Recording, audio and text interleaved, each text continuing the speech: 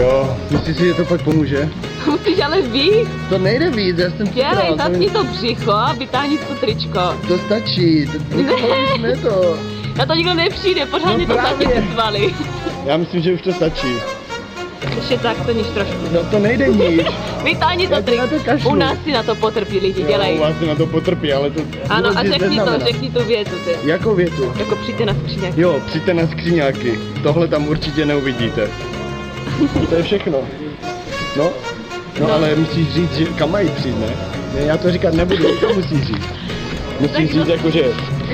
Tak přijďte do Staré arény. 22. prosince 19:30. Jo. Uvidíte možná něco víc nebo míň. O dvojty. A něco víc od Anety. Ne, nemě nic. Od tebe nic? Nedám.